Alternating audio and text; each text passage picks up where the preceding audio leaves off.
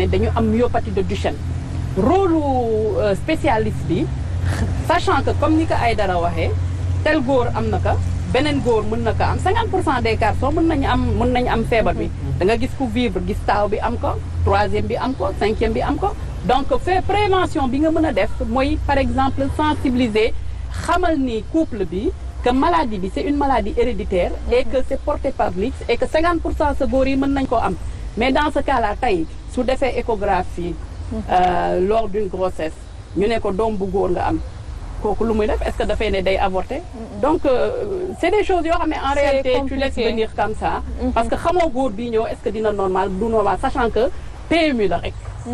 góor gi mën na tomber ci x yaay bi feebar comme mën na tomber ci x yaay boo xamante ne feebarul kon même doomu góor bi xamoo si ku si feebar ku si la preuve ci seen famille am na góor yoo xam ne feebar yu am na góor yu fa donc grossesse bi toujours da ngay am espoir mu doon góor bu normal donc pratiquement prévention amu fa mais plutôt conseil génétique ak voilà suivre le cours de la vie. D'accord et on peut considérer comme hémophilie que góor mënu ko wàll doomam donc jigéen rek moo ko mën a ce qui est important par contre mooy li Aïdara di wax c'est une prise en charge adaptée c'est-à-dire améliorer la qualité de vie de ces patients-là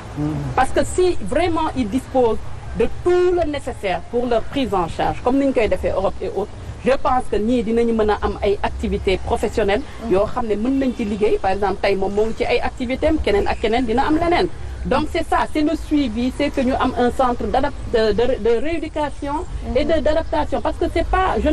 dis que c'est pas normal en fait ñuy toog noonu et puis qu'on leur laisse à leur propre sort. Tout à fait. Tu es handicapé, tu n'as plus le droit à l'éducation, tu n'as pas le droit à la santé, rien du tout, on te laisse comme ça parce qu'il n'y a pas de structure adaptée. Et même encore pour venir rapidement parce que ton temps est limité. Aujourd'hui, pour nga mën a def diagnostic maladie parce que mën nga wax handicap ñëpp ne man dama handicapé myopathie la am non. Ces patients doivent faire un bilan am na ñoo xam ne dañuy ñëw nga xool leen déjà il faut nga xam ban spécialiste ngay dem seeti c'est un neurologue ou un neuropédiatre nga dem gis ko on te demande l'électroneurommyogramme ñu éliminer que du nerf bi parce que li mën a indi handicap bëri na mën a nekk nerf mën a jóge ci muscle am na ñoo xamante ne cerveau bi moo koy indi am na ñoo xam ne mooy épinière bi mais ñoom c'est pratiquement le muscle après bu paree nga doser enzyme musculaire yi si ngay xam ne à peu près lii daal ñu xaw na ñuroo ak Duchenne en fonction de clinique bi nga am après pour aller plus loin war nga def biopsie musculaire pour am le diagnostic de certitude biopsie musculaire bi kenn defu ko fii ki ko am na ay jamono benn neurologue bu ko doon def mais kooku rek ko fi def dem na ba retraité kenn defatu ko fi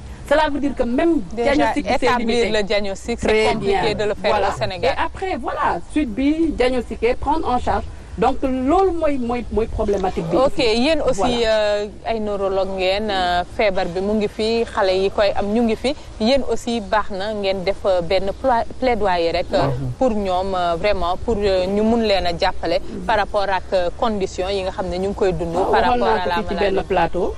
il faudrait que spécialistes yi mën a remonter information bi fii problème li ñu naan problème de santé publique dafa bëri parce que il faut que ñu xam est-ce que c'est un problème de santé publique ou pas ñoom ni ñu définir seen problème de santé publique c'est une maladie rare mais c'est un problème de santé. Tout à fait. Parce que mën na engager seen pronostic vital. Donc il y a un grand centre le plus grand service de neurologie ici. C'est le service de neuro qui est à l'hôpital de Fann. Mais même en dehors de handicap il y a les AVC qui posent énormément de problèmes actuellement. Parce que da ngay jékki saa sa vie bafouée ni que rapidement paralysie dem ba décès. Donc il y a beaucoup de pathologies handicapantes mais li ma doon wax ay dara ñoom ñëpp ils ont en commun une prise en charge adaptée. Un centre de rééducation pour ce genre de patients, un centre de réadaptation fonctionnelle. Da ngay gis koo xam ne waxatul il a besoin d'un orthophoniste da ngay gis ko donc il y a un an et puis aussi beneen affaire bi c'est vrai on peut ouvrir le centre maintenant ce qui est important c'est d'amener les gens à la formation donc mun ngeen fi jël ay infirmiers yuy door a pare soxla yóbbu leen ñiy dem defi physiothérapie ñii ergothérapie ñii rééducation au moins ñooñu bu ñu ñëwee seen dëkk ñu mën jël en charge ñeneen bu ñu demee defaat formation et après fii mën nañu def auto-formation d'autant plus que c'est pas seulement la maladie de myopathie de Duchenne moom rek moo nekk une maladie handicapante ñu jeexal rapidement Ibrahim. En fait comme lu ko docteur au passé maa ngi koy jaajëf bu baax parce que ba mu ñëwee vraiment moom moo engagé wu pour ànd ak ñun depuis daaw ba léegi te vraiment mu ngi ci jug mu ngi ci def mu ngi ci wax mu ngi ci li ñuy wax di wax leen te parce que moom it ku nekk am na fu foo mën a yem mais tamit moom vraiment mu ngi ci bay waaram ñu ngi koy jaajëf bu baax docteur Marietou beneen aussi comme ni ko waxee ñun li ñu lancé un appel mooy fexe ba donc prise en charge bi mu am prise en charge bi mooy bilan bi ngay def soo amul 200 000 francs CFA doo ko def man ba ma ngay def 200 000 environ moom laa fay. 200 000 francs soo ko amul déjà bilan pour nga def parce que dafa laaj ay analyse dafa radiologie yi ngay def yeneen yi nga ko composé beneen aussi mooy lu mu tudd am ay dergo comment dire dergothérapie voilà très bien ñooñu dafa spécial yoo xam ne dañ leen war a former comme tey bàyyoo ki may ànd ki may assisté dafa war a am 1000 personnes yu mel ni moom du leen former comme ni ko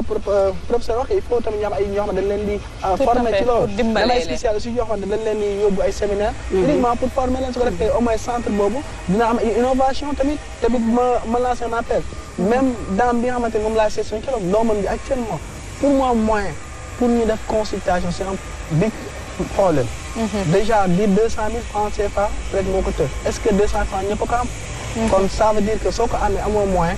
doo faju deuxième chose mooy même denrée alimentaire alimentation bi dafa sens parce que dafa laaj ñu am taxawaay bu mat sëkk sinon say corps say organes yëpp dañuy dellu dañuy bàyyeeku donc soo seetloo xale boobu loolu tamit doo ko nekk na problème beneen aussi mooy même sooy vie quotidien bi c'est difficile en fait ndaxte dafa laaj ku lay yëkkati chaque jour est-ce que man gis naa d'après sama analyse j'ai vu même yaayam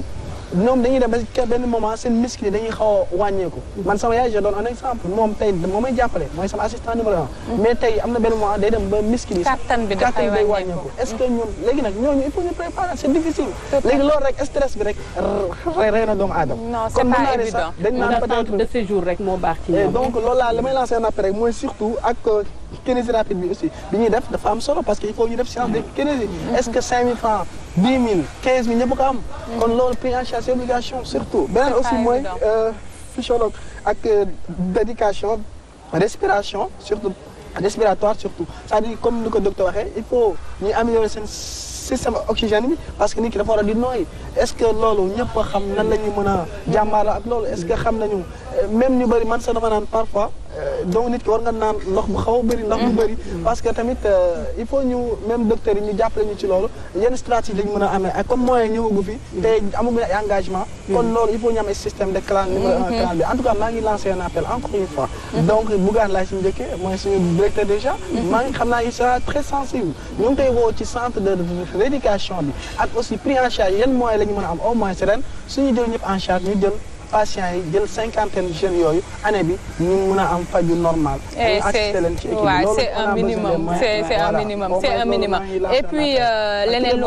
tout à fait leneen li nga xam ne aussi baax na docteur ñu renforcer l'association parce que association normalement du ñu feebar rek ñoo ci mën a nekk képp ku nga xam ne rek bonne volonté nga mun nga voilà léegi yéen bu leen nit yi soxlawee fan lañ leen di fekk. waaw mën nañu ñoo ngi ci actuellement 4C Central Park mooy suñu siège ba bureau. Mais vous pouvez toujours laisser un numéro. Voilà, donc vous pouvez prendre le numéro de 77. 77. 060. 060. 49. 49. 99. 99 dinañ essayer bind ko au bas de l'écran comme ça nit yi voilà. loolu plus d'information aussi. dina su fekkee da nga yaa ngi dund myopathie ñu fexe ba daal di boole suñu base. waaw et puis docteur décrire na un peu myopathie naka de Duchenne naka lay demee ci nit ki bu ñu gisee yooyu signe ci seen doom yi rek mun nañ rapproché wu auprès de Ibrahima pour rek mu mun leen dimbale dans la prise en charge. Merci docteur. Ce fut un plaisir de vous recevoir. Merci Ibrahima. Merci toi. Et bon courage à vous deux pour liggéey bi nga xam ne yéen a ngi koy def. Voilà donc ñu doon waxtaanee la maladie de myopathie de Duchenne mu nekk une maladie rare génétique doon ci ànd ak